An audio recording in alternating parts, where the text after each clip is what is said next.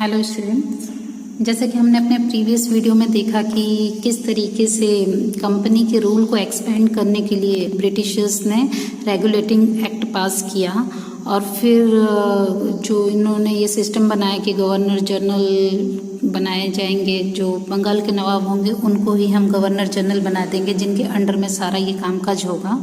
उनको पूरी अथॉरिटी दे दी गई, पावर दे दिया गया गवर्नर जनरल को, जिसमें फर्स्ट कौन थे? वारेन हेस्टिंग, जो फर्स्ट गवर्नर जनरल बने।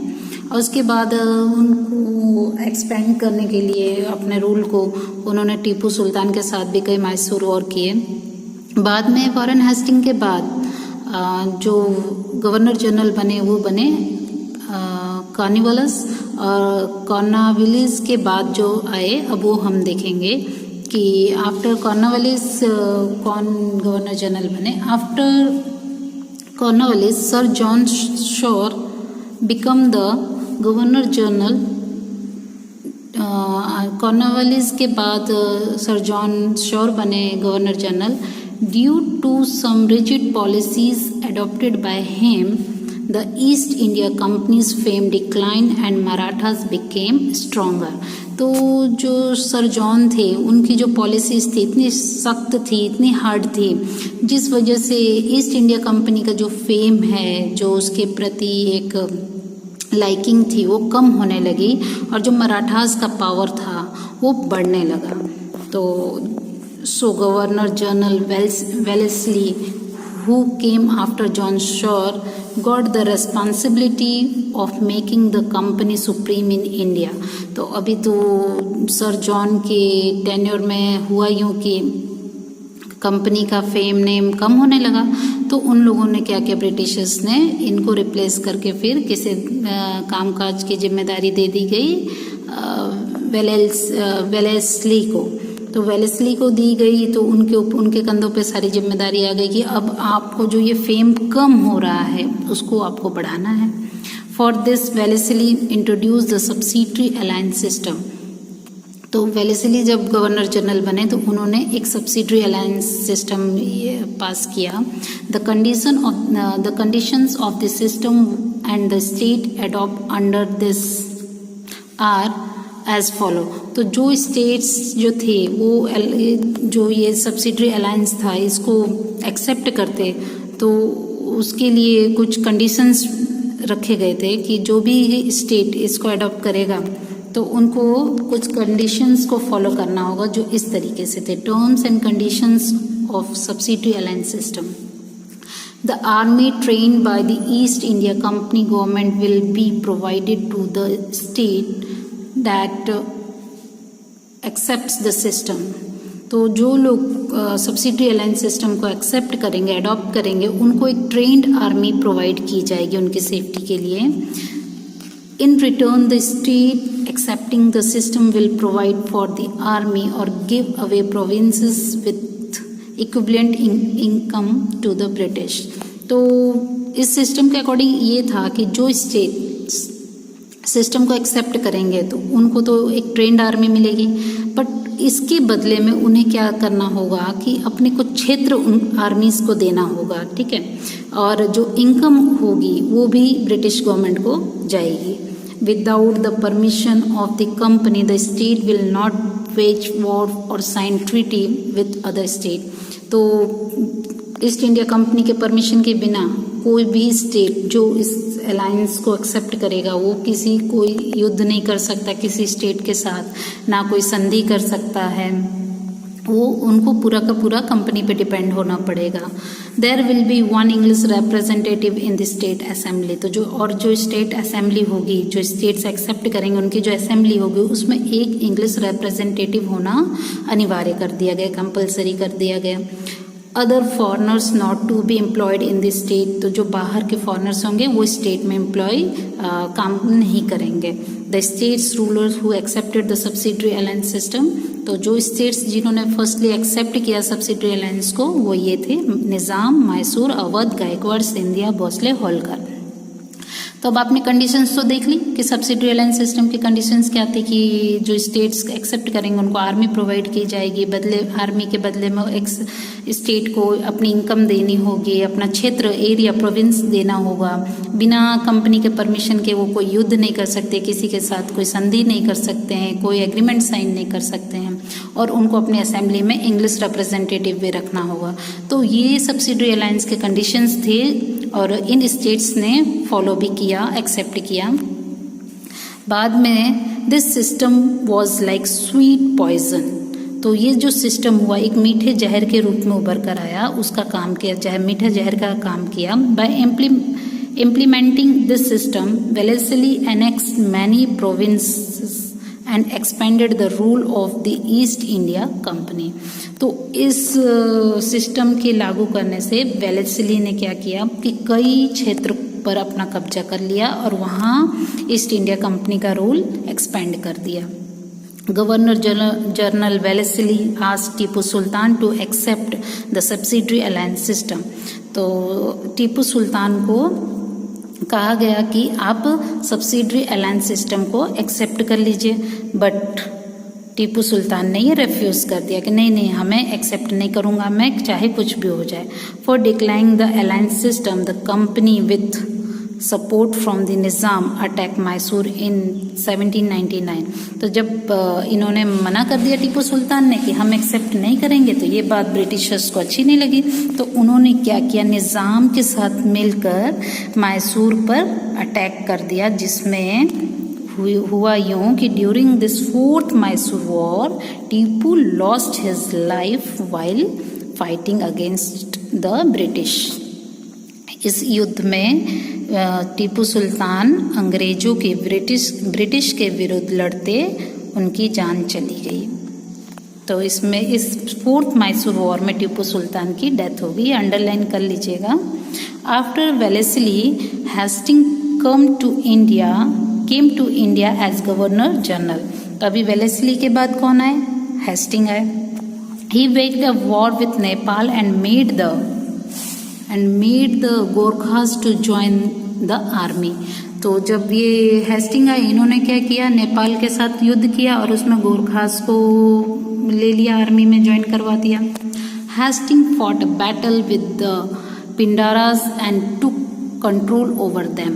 तो उन्होंने पिंडारास के साथ भी युद्ध किया, उनको भी अपने अंडर कंट्रोल कर लिया। With the 3rd Maratha war the supremacy of the company was established. तो जो 3rd मराठा वॉर हुआ, उस युद्ध के बाद कंपनी का नेम फेम सुप्रीमेसी जो थी वो अच्छे तरीके से एस्टैब्लिश हो गई। In comparison to the earlier governor general William Bentinck is known as a liberal governor general.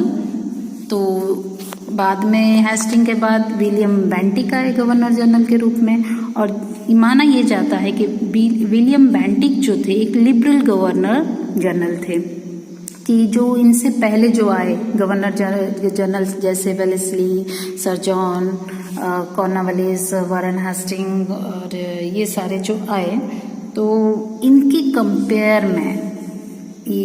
Compare में विलियम बेंटिक काफ़ी लिबरल थे, सॉफ्ट नेचर के थे। उनका मानना यूँ था, Bentinck believed that the dissatisfaction in different states due to the imperialist policy adopted by the previous governor general could not bring about any unity. So he was very liberal in his date. तो Bentinck का ये मानना था कि जो सभी राज्यों के बीच में असंतोषजनक जो भाव है वो इस वजह से है कि जो पॉलिसीज थी वो काफ़ी हार्ड थी, जो पहले के गवर्नर्स ने अडॉप्ट की थी और उसको अप्लाई किया था, तो जिस वजह से ये लोग खुश नहीं थे और ये एक साथ नहीं हो पाए। तो बेंटिक ने ये सोचा कि अगर यहाँ अपना दबदबा बनाना है तो पहले तो इन लोगों को खुश करना ज़रूरी है, और ये खुश कब होंगे, जब मैं इनके फेवर का वर्क करूँगा। तो ये थोड़े लिबरल हो गए उनके कंपेयर में जो पहले के गवर्नर थे। तो Dalhousie came to India as the governor general in 1848। तो उनके बाद डलहौजी आए। He was a fierce imperialist. तो ये जो थे डलहौजी एक सख्त इम्पेरियलिस्ट साम्राज्य के रूप में आए ये। Dalhousie adopted a policy of annexation for the expansion of the company and British imperialism in India। तो डलहौजी ने क्या किया, एनेक्सेशन की पॉलिसी अपनाई, हड़प नीति जो थी, और इस नीति से उन्होंने क्या किया, ब्रिटिश का कंपनी का एक्सपेंशन किया, पूरा अपना दबदबा बना लिया। तो ये देखिए एनेक्सेशन में, जिसमें उन्होंने एनेक्सेशन बाय वॉर, पंजाब और पेगू जो लोअर बर्मा था उसको ले लिया। Annexation due to the king dying without heir, बिना किसी वारिस का कोई जो क्षेत्र राज्य था उसे हड़प लिया, जैसे कि Satara, Jaitpur, Sambalpur, Udaipur, Jhansi, Bhagat, Nagpur. Annexation on the pretext of mismanagement, और जहाँ का काम काज सही नहीं था वो भी बहाना करके कि यहाँ तो कुछ सिस्टम ही नहीं है, आप लोग कुछ कर ही नहीं रहे हो, उसको भी हड़प लिया। Annexation on the pretext of डेब्ट कलेक्शन, को जो राज्य अपना कर्ज चुकाने में एबल नहीं होते थे, ये भी बहाना करके कि अभी तो आपका बनता है कर्ज हमारे ऊपर, पैसे नहीं है तो अपना राज्य दे दो, अपना क्षेत्र दे दो, उसके ऊपर भी कब्जा कर लिया। Annexation to end name shake rule, और ये जो नेम शेक का रूल था कि दो राज्यों को मिला देना, ऐसे बहाना करके दो राज्यों को मिलाकर उसको भी हड़प लिया। तो ये सारे एरियाज थे जो डलहौजी ने एनेक्सेशन पॉलिसी के थ्रू उन पर अपना कब्जा कर लिया था। Beside being an imperialist, Dalhousie was also a reformist. तो एक अच्छे रिफॉर्मर के रूप में भी डलहौजी ने कार्य किया, मतलब एक सख्त इम्पेरियलिस्ट तो थे ही, साथ एक रिफॉर्मर भी थे। उन्होंने उनके टेन्योर में काफ़ी कुछ डेवलप हुआ। The first railway line in India between Mumbai to Thane 1853 AD। तो फर्स्ट रेलवे लाइन एस्टैब्लिश किया गया, वायरलेस सिस्टम को एस्टैब्लिश किया गया बिटवीन इंडिया एंड इंग्लैंड में। वायरलेस सिस्टम एस्टैब्लिश हुआ, establishment of public works department, English education etcetera, इन सब चीज़ों का डेवलपमेंट और एस्टैब्लिश किया गया। Were also introduce during his tenure. He pass law to ban child marriage and advocate window remarriage, और जो चाइल्ड मैरिज था उस पर रोक लगा दी, बैन लगा दिया, और विधवा जो विवाह था, पुनर्विवाह, उसको बढ़ावा दिया उन्होंने। उनका मानना था कि उनकी शादी हो जानी चाहिए, विवाह दोबारा से होना चाहिए, तो उसको प्रमोट किया, और चाइल्ड मैरिज को बैन किया। Within 100 years from the battle of Plassey in 1757 the British rule and the empire both expanded. तो जैसे कि हमने देखा कि बैटल जो हुआ था प्लासी का, वो 1757 में हुआ, और 1853 में ये आए, और 1857 तक का अगर हम देखें तब तक भारत में ब्रिटिश रूल और इनका जो एम्पायर था, इनका जो साम्राज्य था, दोनों ही बहुत अच्छे तरीके से भारत में फैल चुका था, उनका दबदबा बन चुका था। But in the process they had to face the dissatisfaction of the Indian states, and this was manifested in the form of the first struggle for independence in 1857 AD। तो जिस तरह इन लोगों ने अपना साम्राज्य एम्पायर बढ़ा लिया भारत में, भारत के हर एक कोने पे कब्जा कर लिया, ये देखकर भारत के लोग, इंडियन स्टेट्स जो थे, वो सेटिस्फाइड नहीं हुए कि ये कैसे इन लोगों ने हम पे कब्जा कर लिया। तो उन्होंने सोचा कि ये तो धीरे धीरे इन लोगों ने हमें गुलाम बना लिया, इंडियंस जो थे, तो उन्हें ये चीज़ अच्छी नहीं लगी।